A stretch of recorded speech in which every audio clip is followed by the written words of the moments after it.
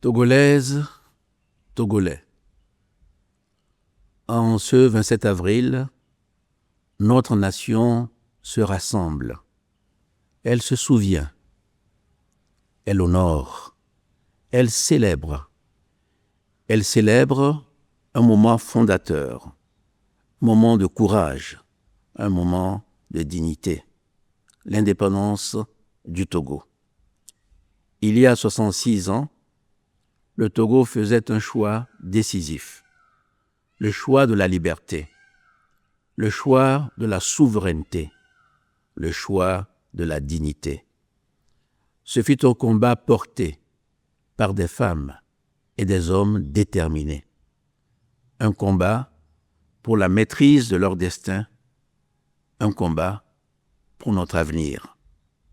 Aujourd'hui, au-delà du souvenir et de la célébration de ce combat, nous devons aussi nous en inspirer pour regarder devant nous.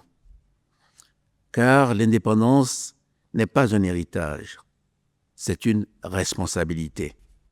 Une responsabilité vis-à-vis de notre histoire. Une responsabilité vis-à-vis de notre présent et surtout, une responsabilité vis-à-vis de notre avenir. Dans un monde plus incertain, plus instable, plus exigeant, les défis sont nombreux.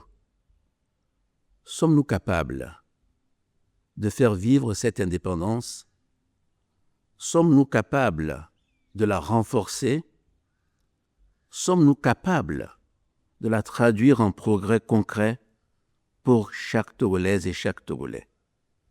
C'est à ces questions que nous devons répondre. Et c'est dans cet esprit que je voudrais partager avec vous 5 convictions essentielles pour notre avenir collectif. Mon premier message est que l'indépendance n'est pas un acquis. C'est une responsabilité permanente. L'indépendance ne se résume pas à une date. Elle ne se résume pas à un symbole. Elle est une exigence de tous les jours. Être indépendant aujourd'hui, ce n'est pas seulement être souverain en droit, c'est se donner les moyens d'agir concrètement.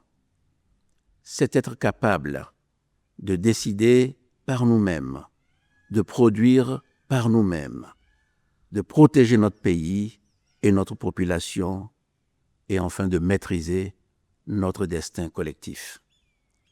L'indépendance réelle, elle se mesure. Elle se mesure à la solidité de nos institutions, à la vitalité de notre économie et à la cohésion de notre société. Elle se mesure à notre capacité à faire des choix et à les assumer. C'est cette indépendance-là que nous devons continuer à construire. Une indépendance concrète, une indépendance exigeante, une indépendance responsable, une indépendance qui ne se proclame pas, mais qui se démontre tous les jours. Mon deuxième message est que dans le monde d'aujourd'hui, la souveraineté et la résilience sont des conditions de notre indépendance. Le monde a changé.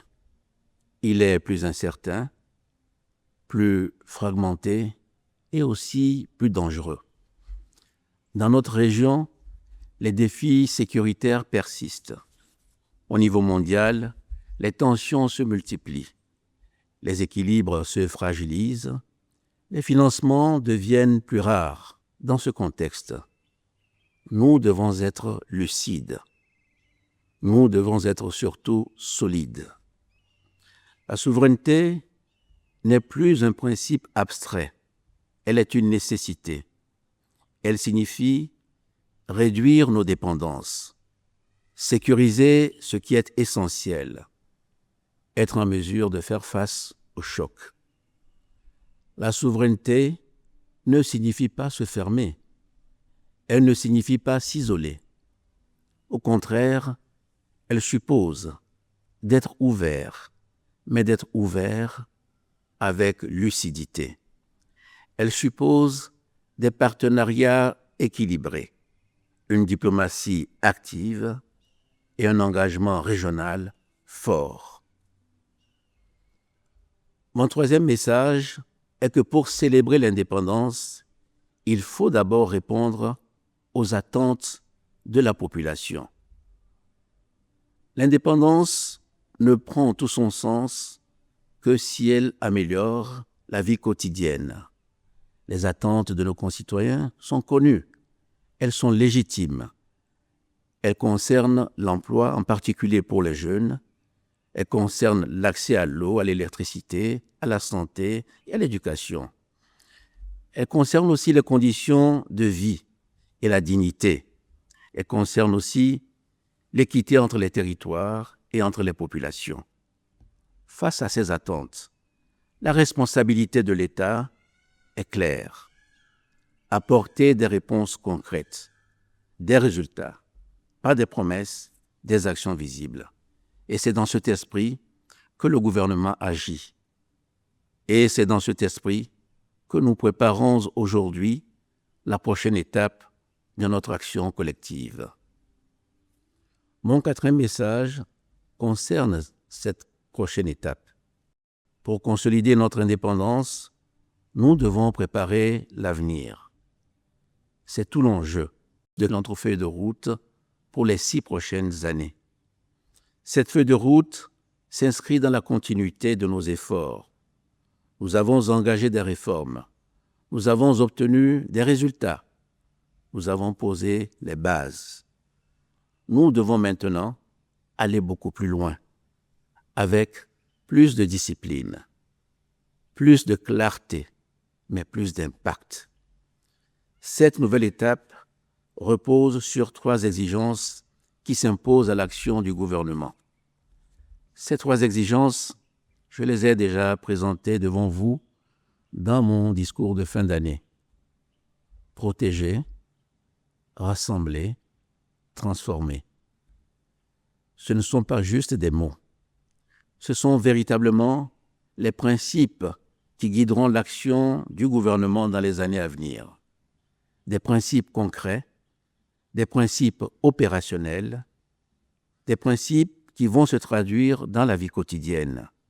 C'est pourquoi je veux prendre un moment pour revenir sur leur sens. Protéger, c'est d'abord sécuriser les fondations de la République. Protéger notre territoire, c'est garantir la paix et la sécurité. C'est assurer la présence de l'État partout, y compris dans les zones les plus exposées, notamment au nord de notre pays. Protéger notre population, c'est garantir aussi les conditions d'une vie digne. C'est faire en sorte qu'un village ait accès à l'eau, qu'un quartier ait de l'électricité, qu'une famille puisse se soigner, qu'un enfant puisse aller à l'école. Protéger notre pays, enfin, c'est aussi préparer l'avenir. C'est être capable de faire face aux chocs, notamment climatiques. C'est réduire nos dépendances. C'est s'assurer que nous avons les réserves de nourriture, d'eau, d'énergie dont nous avons besoin. Protéger, c'est donc le socle fondamental sans lequel aucune autre politique publique ne peut tenir. Rassembler. Rassembler, c'est assurer notre cohésion nationale. C'est rassembler notre territoire et réduire les inégalités entre régions. C'est faire en sorte que le développement soit mieux réparti. C'est donner aux collectivités les moyens d'agir. Rassembler notre population, c'est ensuite lutter contre la pauvreté et contre les inégalités. C'est permettre à chacun de trouver sa place dans la société. Rassembler notre pays, c'est aussi renforcer le lien entre l'État et les citoyens par le dialogue et la transparence. C'est construire la confiance dans des institutions efficaces et dans une justice fiable. Rassembler, c'est donc garantir l'équilibre. Transformer enfin, c'est changer durablement notre économie. C'est transformer notre territoire et moderniser notre agriculture. Produire mieux, transformer localement et créer plus de valeur ici pour nos concitoyens. Transformer, c'est aussi investir dans les bonnes compétences pour notre population.